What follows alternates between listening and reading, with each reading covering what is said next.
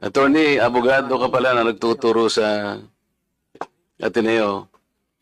At sinasabi mo, ang diferensya ng private sa public figure, pagka public figure ay hindi basta-basta. Kahit nabirahin mo, parang may lisensya ka na. Parang gano'n sinasabi mo. Pero pag private, talagang kinakailangan may malis ka agad yun. Siguradong. Kaya lang nung ikaw ay nag-vlog, ito yung title ng vlog mo sa akin eh. Huwag maniniwala sa pakulo at panliling lang ni Marcoleta.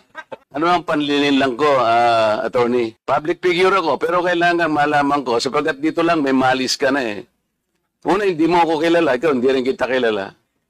Pero dito lang sa title na title pa lang, huwag maniniwala sa pakulo at panlilin lang ni Marcoleta.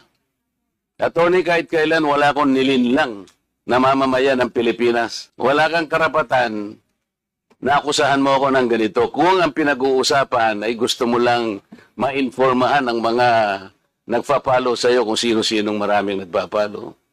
Pwede mo ba sagutin ito muna? Ano yung panlilin lang na sinasabi mo rito? Marami na po kasi akong naging hindi ko ano yung particular na Ito pakikita ko sa'yo, ayan hindi ko po alam kung anong particular doon na Attorney, gumawa ka ng vlog. yes po, ako po Responsibilidad mo sa public ito, lalong-lalo na yung naniniwala sa'yo. Hindi ako maniwala kung paano mo silang napaniwala. Pero itong sinabi mong ito, may pakulo ako at panlilin lang. Ito yung sagutin mo. Hindi ako naniniwalang hindi mo naalala ito. Mr. Chair, Actually po, doon yata yan sa rally ng Iglesia ni Cristo na naging subject din ako po ng programa ninyo sa yung dalawang pong kasama Honorable Congressman Marcoleta. Ako po yung naging subject nyo doon ni Saganang Mamamayan.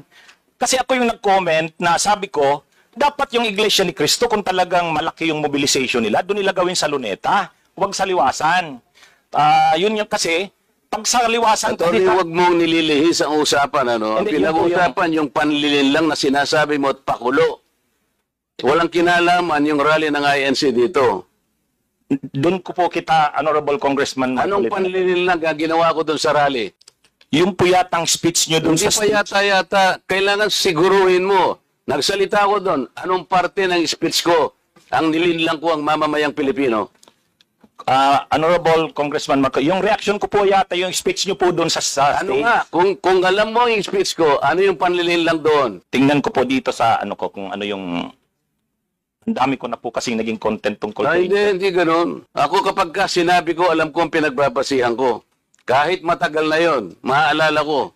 Pag nilinlang ako ng isang tao, alam ko, problema sa inyo, hindi ko nilalahat ang vloggers, Ako, hindi ko minamasama yung vlogs. Yan ay part ng ating free speech.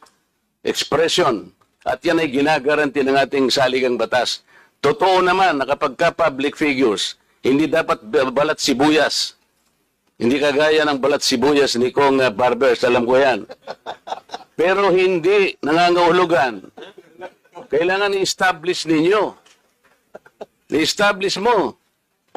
Ikaw ay abogado pa rin, kagaya na sinasabi mo, nagtuturo ka pa sa isang reputableng institusyon.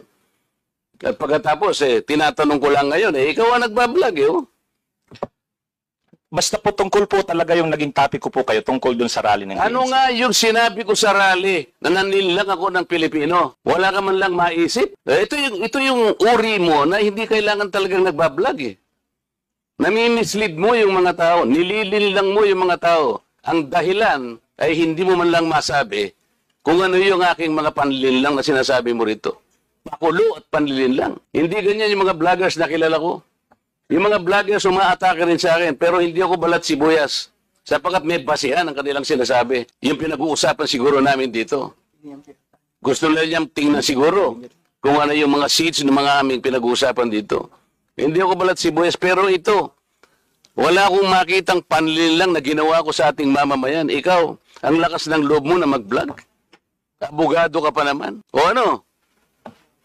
Gusto, panoorin ko po mamaya itong ano, kung ano Ay, yun ang hirap sa atin, Mr. Chair ano po kasi... Isip-isipin mo, bigla ka na lang gagawa ng isang vlog na ngayon ay tatanungin kita ng diretso, wala ka man lang masabi, kahit isang panlilin lang.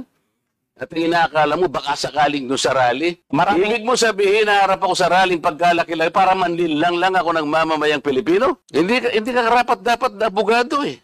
Hindi ka dapat magturo sa Ateneo. Sinasabi ko sa iyo ngayon. Ako hindi ko inaukusahan ng mga vloggers. Kahit masasakit ang sinasabi nila, ngunit merong basihan. Meron silang pinagmumulan na basihan.